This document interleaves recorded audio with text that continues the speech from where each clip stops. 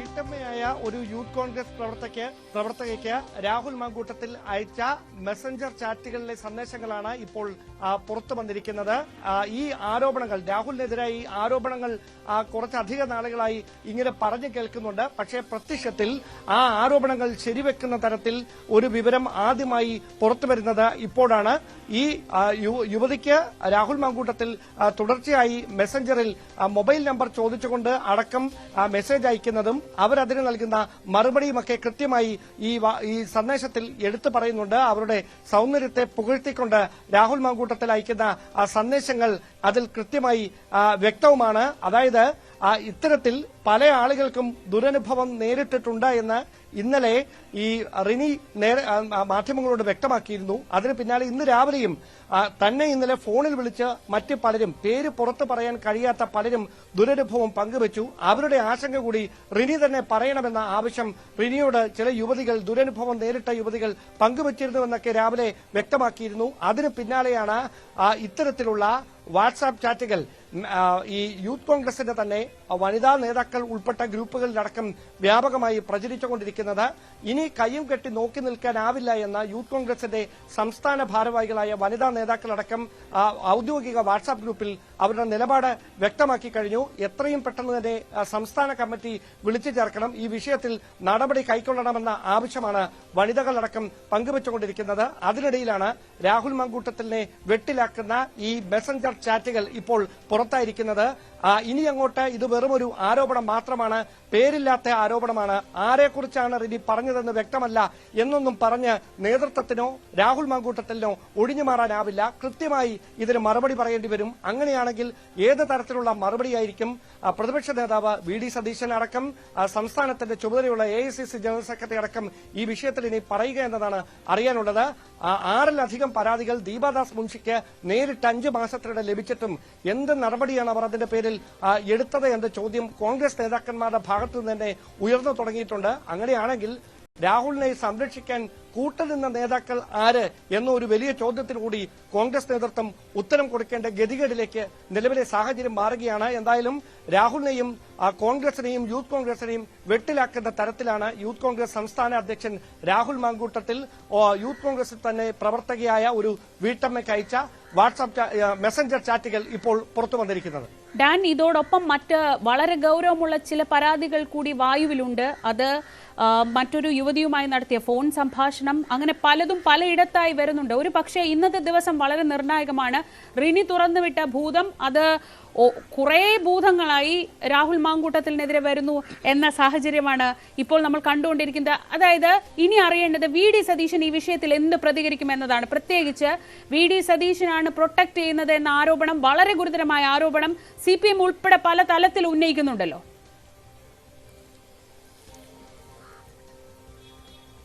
അതായത് വി.ഡി. സതീശൻ രാഹുൽ മാങ്കൂട്ടത്തിലുമായി മാനസികമായി വല്ലാതങ്ങ് അകന്നു കഴിഞ്ഞിരുന്നു നിലമ്പൂർ ഉപതെരഞ്ഞെടുപ്പിന് ശേഷമെന്ന് വ്യക്തമാക്കുന്ന വിവരങ്ങളാണ് കോൺഗ്രസ് ക്യാമ്പിൽ നിന്ന് പുറത്തുവരുന്നത്. അതുകൊണ്ട് തന്നെ നിലമ്പൂർ ഉപതെരഞ്ഞെടുപ്പ് സമയത്ത് തന്നെ രാഹുൽ മാങ്കൂട്ടത്തിലുമായി ബന്ധപ്പെട്ട ചില പരാതികൾ പ്രതിപക്ഷ നേതാവിന് ലഭിച്ചിരുന്നു.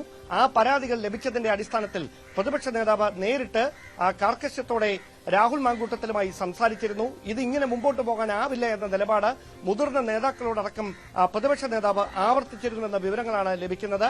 ആ വ്യക്തിബന്ധത്തിലുണ്ടായ വിള്ളൽ അത് വ്യക്തിപരമായ ഒരു അകലമായി തന്നെ മാറുന്ന സാഹചര്യമാണ് പിന്നീട് അങ്ങോട്ട് കണ്ടത്.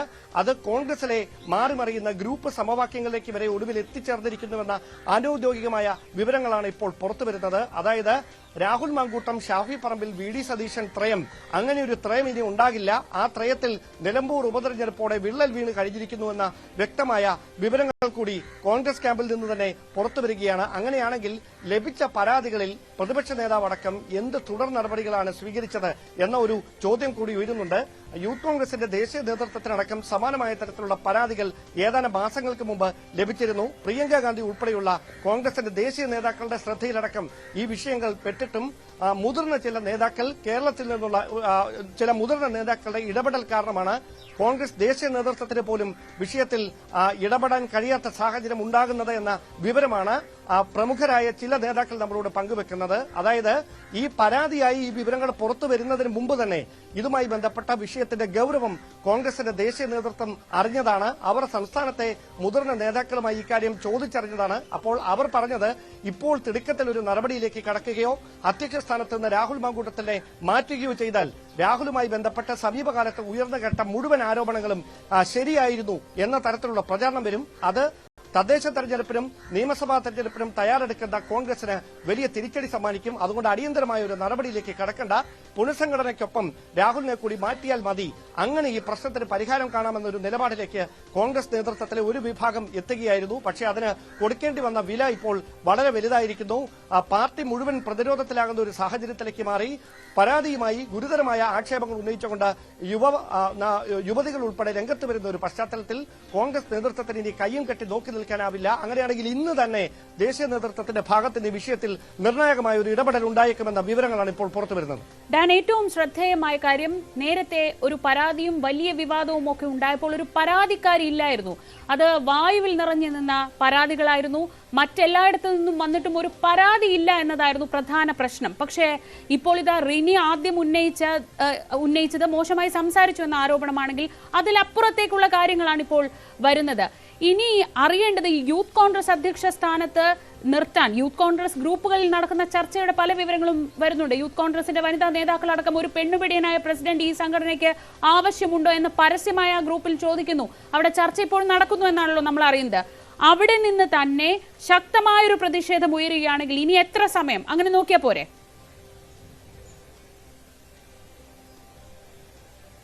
തീർച്ചയായിട്ടും അത്രയും മാത്രമേ ഉള്ളൂ കാര്യം. അതിനേക്കാൾ ഏറെ ഗൌരവമുള്ള ഒരു കാര്യം, നമ്മുടെ രണ്ട് സഹപ്രവർത്തകരായ വനിതകൾക്കും സമാനമായ തരത്തിലുള്ള ദുരനുഭവം നേരിട്ടിട്ടുണ്ട് എന്ന വിവരങ്ങൾ കൂടി കോൺഗ്രസ് നേതൃത്വത്തിന് ലഭിച്ചിട്ടുണ്ട് എന്ന ഏറ്റവും പ്രധാനപ്പെട്ട കാര്യം കൂടി ഈ ഘട്ടത്തിൽ പുറത്തു വരുന്നുണ്ട്. പക്ഷേ അവർ ഔദ്യോഗികമായി നേതൃത്വത്തിന് ഇതുമായി ബന്ധപ്പെട്ട് പരാതി നൽകുകയോ നിയമ നടപടികൾ സ്വീകരിക്കുകയോ ചെയ്യാത്തതിനാലാണ് പാർട്ടിക്ക് അതിന്റെ പേരിൽ ഒരു നടപടിയെടുക്കാൻ കഴിയാതെ പോയത് എന്ന് ഉത്തരവാദിത്തപ്പെട്ടവർ ഇതുമായി ബന്ധപ്പെട്ട് മുതിർന്ന ചില നേതാക്കൾ തന്നെ അനൌദ്യോഗികമായി നമ്മളോട് പ്രതികരിച്ചിട്ടുണ്ട്. അതായത് രണ്ട് വനിതാ മാധ്യമ പ്രവർത്തകർക്ക് ദുരനുഭവം നേരിട്ടിട്ടുണ്ട് ഈ യുവ MLA ഭാഗത്തു നിന്ന് എന്ന കാര്യം ഏതാനും മാസങ്ങൾക്ക് മുമ്പ് തന്നെ തങ്ങളുടെ ശ്രദ്ധയിൽപ്പെട്ടതാണ്. പക്ഷേ അവർ പരാതിയുമായി രംഗത്ത് വരാത്ത പശ്ചാത്തലത്തിലാണ് തുടർ നീക്കങ്ങളിലേക്ക് കടക്കാൻ കോൺഗ്രസ് നേതൃത്വത്തിന് കഴിയാതെ പോയത് എന്നാണ് മുതിർന്ന നേതാക്കൾ തന്നെ ഇപ്പോൾ വ്യക്തമാക്കുന്നത്.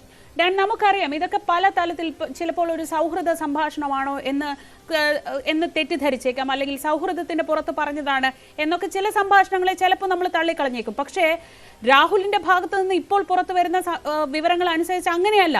വളരെ ഗുരുതരമായ രാഹുലിന്റെ ശബ്ദ സംഭാഷണമടക്കം ഉണ്ട് എന്ന് പറയുകയാണെങ്കിൽ അതൊരു പക്ഷേ കൂടുതൽ ഗൗരവമുള്ള തലത്തിലേക്ക്, സംഘടനാപരമായ നടപടികൾക്ക് അപ്പുറത്തേക്കുള്ള തലത്തിലേക്ക് അടക്കം പോവില്ലേ?